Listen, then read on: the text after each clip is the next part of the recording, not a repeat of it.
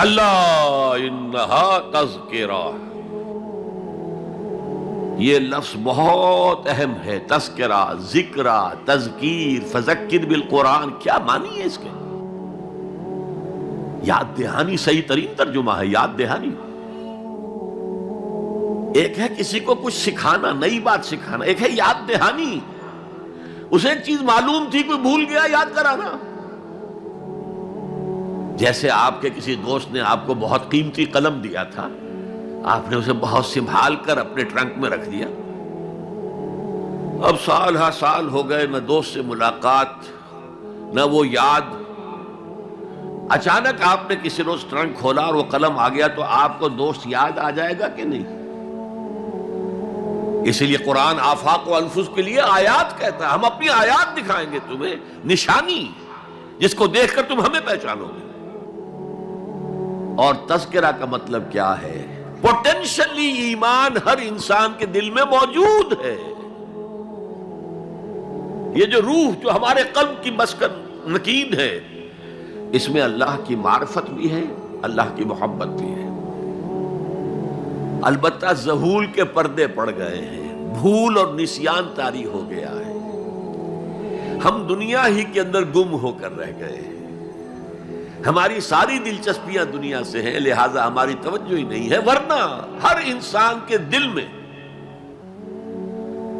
یہ جو یہاں ہندوستان میں کہتے ہیں آتما اور پرماتما، آتما اور پرماتما کا تو تعلق بہت گہرا ہے، ابتدا میں بنا دی گئی تھی ارواح، جب ہم سب کے سب تمام انسان آدم سے لے کر اور تا قیامت جو انسان آئے گا دنیا میں، ان سب کی ارواح پیدا کر دی گئی، اور پوچھا گیا الستو بربکم قالوا بلا، یاد ہے؟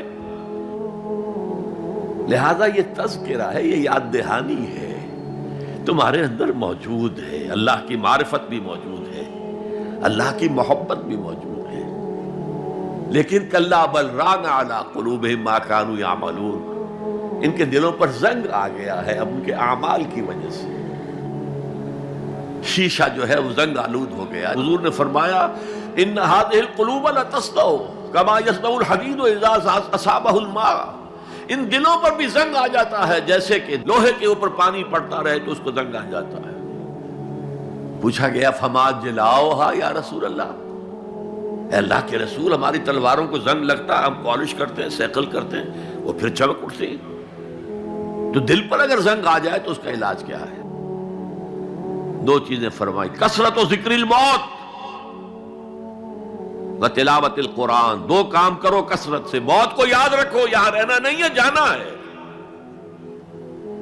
یہ ہمارا گھر نہیں ہے، یہ ہماری منزل نہیں ہے، ہمارا اصل گھر جو حضور نے فرمایا انما الدنیا خلقت لکم وانتم خلقتم للآخرہ، یہ دنیا تمہارے لیے بنائی گئی، تم آخرت کے لیے بنائے گئے ہو۔ اسی لیے حضور نے فرمایا کن فی الدنیا کانک غریب عابر السبیل، دنیا میں ایسے رہو جیسے راہ چلتے مسافر ہو یا اجنبی ہو۔ اپنے بارے میں فرمایا مالی ولی دنیا، مجھے تمہاری دنیا سے کیا سروکار، انما مثلی کراکب استظل تحت شجرۃ ثم راح فترکھا، میری مثال اس مسافر کی سی ہے جو ذرا سستانے کے لیے کسی درخت کے سائے میں بیٹھتا ہے تھوڑی دیر، وہ اس کا گھر تو نہیں ہے، اس کی منزل نہیں ہے، پھر وہ اس کو چھوڑتا ہے، اپنا راستہ لیتا ہے۔ یہ اگر ہمارا تصور قائم ہو جائے، کلا انہا تذکرہ، اب اس کے بعد جو الفاظ آئے فی صحف مکرمۃ مرفوعۃ مطہرۃ بایدی سفرۃ کرام بررہ، یہ جو قرآن ہے، جو تذکرہ ہے، یہ بڑے ہی انتہائی پاکیزہ صحیفوں میں ہے،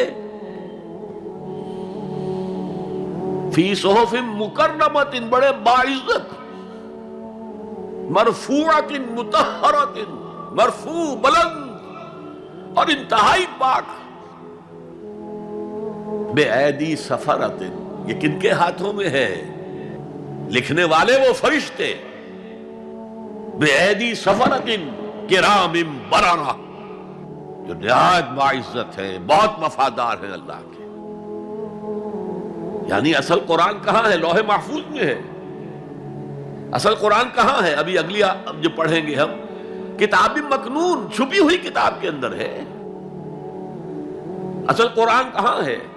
وَإِنَّهَا لَفِي أُمِّ الْكِتَابِ لَدَيْنَا لَعَلِيٌّ عَظِيمٌ، یہ تو اس ام الکتاب میں جو ہمارے پاس ہے، بہت بلند ہے اور بہت عظمت والا ہے۔